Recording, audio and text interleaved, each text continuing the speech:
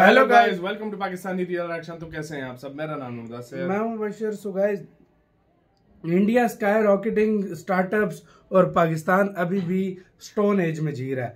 मतलब ये वीडियो एक पाकिस्तानी ने ही बनाई है, एनालिसिस किया कि इंडिया कैसे आईटी के सेक्टर पे आसमान पे पहुंच गया और मतलब हमारा अभी भी हम पत्थरों के जमाने में है। काउंट करते हैं 3, 2, 1 एंड स्टार्ट। दो मुल्कों की दास्तान है, लेकिन ये दास्तान है बड़ी मुख्तलिफ। पाकिस्तान और इंडिया, दो अलग अलग कहानियां और इत्तफाक से दो वाक़यात पिछले हफ्ते में रूनुमा हुए हैं पाकिस्तान और इंडिया में। जैसा कि हमने देखा था कि पिछले हफ्ते पाकिस्तान में इंटरनेट के साथ खिलवाड़ किया गया और राइटर्स, जो दुनिया की सबसे बड़ी न्यूज़ एजेंसी है, उसने रिपोर्ट किया कि पाकिस्तान को $300 मिलियन से ज़ायद का नुकसान हुआ है। ये राइटर्स की हेडलाइन थी पाकिस्तान के बारे में। सिर्फ इंटरनेट डिस्ट्रप्शंस की वजह से, वो भी कहाँ से हुई थी वो हम सबको पता है। और दूसरी स्टोरी हम देख रहे हैं भारत की, जहां पर 300 मिलियन क्या 400 मिलियन डॉलर्स पिछले 20 दिनों में नहीं, पिछले एक हफ्ते में 20 डील्स के जरिए इंडियन स्टार्टअप्स ने फंडिंग उठाई है। $395 मिलियन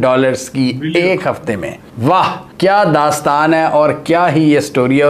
और अभी मैं आगे आपको डिफरेंस और बताऊंगा कि पाकिस्तानियों ने मैक्सिमम एक साल में कितनी फंडिंग सिक्योर की हुई है और वो किस तरह कंपीट करती है भारत के एक हफ्ते की फंडिंग से। तो ये एक दास्तान मैंने आपको सुनाई है। इतना स्टार्क डिफरेंस पाकिस्तान और इंडिया के टेक सेक्टर में। $395 मिलियन की इन्वेस्टमेंट उठाई है इन्होंने सिर्फ एक हफ्ते में 20 डील्स के जरिए भारतीय स्टार्टअप्स ने। और एक तरफ पाकिस्तान में क्या हुआ है, इंटरनेट बैन्स की वजह से जितना नुकसान हुआ है फ्रीलांसर्स को और टेक कम्युनिटी को, उसकी वजह से हम $300 मिलियन ज़ाया कर चुके हैं। मुबारक हो यार, ये तालियां बनती हैं पाकिस्तानी पॉलिसी मेकर्स के लिए। और जिन्होंने पाकिस्तान में इंटरनेट को स्लो किया, उन सब के मुंह पर एक बहुत बड़ा तमाचा है ये कि देखो, इंडिया एक हफ्ते में इंडिया के स्टार्टअप्स $395 मिलियन सिक्योर कर रहे हैं और आप अपने मतलब पॉलिसी मेकर्स की पॉलिसीज की वजह से 300 मिलियन लूज कर रहे हैं। खाली जून के महीने में भारतीय स्टार्टअप्स ने $1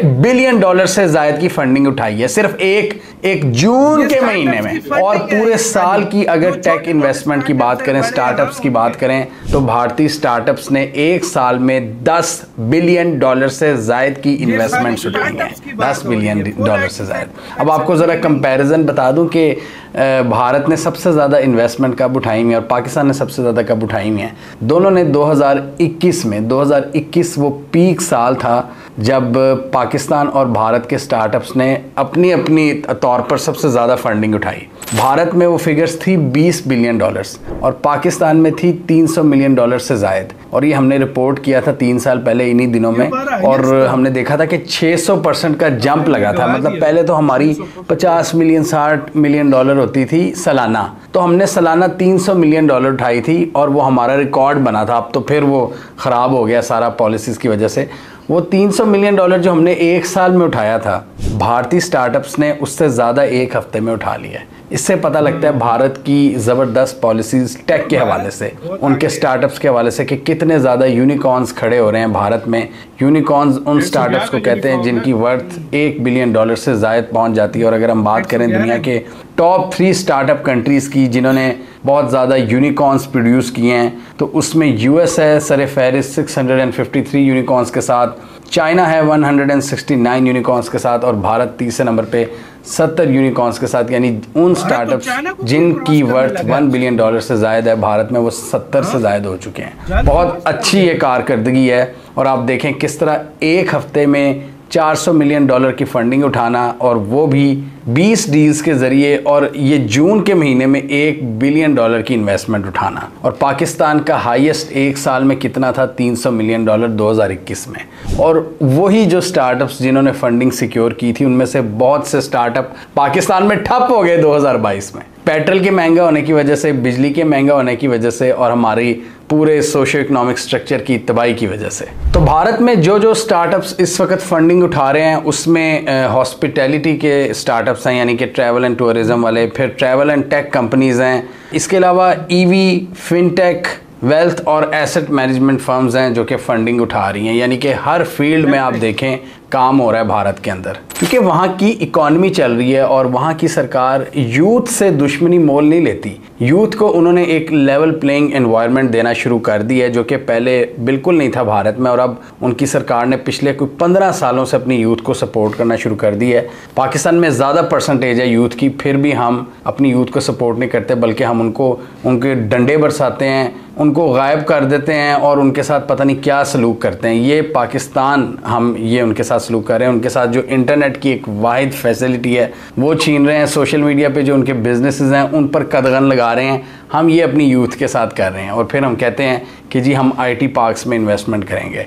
सिर्फ अपनी प्रमोशंस के लिए। दूसरी तरफ पाकिस्तान के बिजनेस एनवायरनमेंट की बात करें तो पाकिस्तान के जो बिजनेस काउंसिल है, पाकिस्तान बिजनेस काउंसिल, वो वार्न कर रही है कि बहुत से बिजनेसेस पाकिस्तान से अपना बिजनेस रिलोकेट करने का सोच रहे हैं और वो दुबई, लंदन, अबू धाबी वगैरह में अपने सारे जो ऑपरेशंस हैं वहाँ पर लॉन्च करने जा रहे हैं पाकिस्तान के बहुत ही मखदूश हालात की वजह से। दुबई चैम्बर ऑफ कॉमर्स की एक रिपोर्ट के मुताबिक तकरीबन 4000 पाकिस्तानी कंपनीज हैं जिन्होंने रजिस्टर किया है इस साल, यानी जनवरी से लेकर जून में सिर्फ 6 माह में 4000 पाकिस्तानी कंपनीज ने दुबई में रजिस्टर करवाया है। और इसमें पाकिस्तानी दूसरे नंबर पर हैं जो सबसे ज़्यादा अपना बिजनेस अपने मुल्क से रिलोकेट कर रहे हैं, दूसरे नंबर पर, यानी अपने मुल्क में हालात साजगार नहीं मिल रहे इसलिए वो दुबई में जा रहे हैं। और 2023 की बात करें तो 8000 न्यू पाकिस्तानी बिजनेसेस रजिस्टर हुए थे दुबई के अंदर और इस साल 6 महीनों में 4000 हो चुके हैं, यानी कि वही स्पीड जारी है।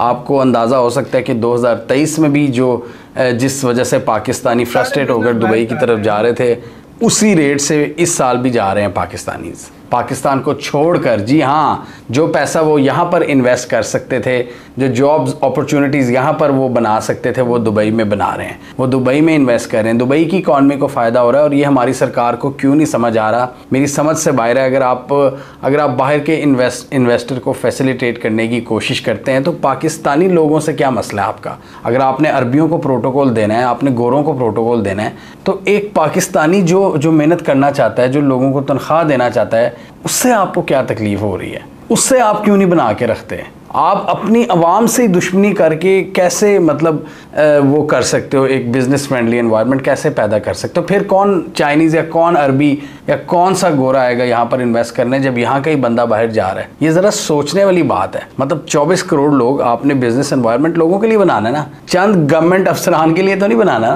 वो तो बहुत थोड़े हैं असल में, तो मैसेज तो वो तो अवाम की तादाद है जो ज़्यादा है, तो उनका ख्याल कौन रखेगा? ये सोचने वाली बात है कि अगर आपने पाकिस्तान की इकॉनमी को चलाना है, अगर पाकिस्तान को बचाना है, तो आप उन लोगों को क्यों नहीं इक्वेशन में डाल रहे जो लोग हैं? और आपके जो लोग हैं मेहनती, वो आपके सारे अजाबों से बचने के लिए बाहर जा रहे हैं। अब एक रिपोर्ट के मुताबिक वो क्या अजाब हैं जिसकी वजह से पाकिस्तानी बिजनेसेस बाहर जा रहे हैं? इसमें है जी cost of doing business, high cost of doing business, यानी कि हर जगह पर टैक्सेस इतने ठोके हुए हैं और पाकिस्तान में जो एक बहुत ज़्यादा जो कॉस्ट ऑफ लिविंग बढ़ती जा रही है और आपकी कमाई नहीं बढ़ रही, पर कैपिटा इनकम नहीं बढ़ रही, वो high cost of doing business है।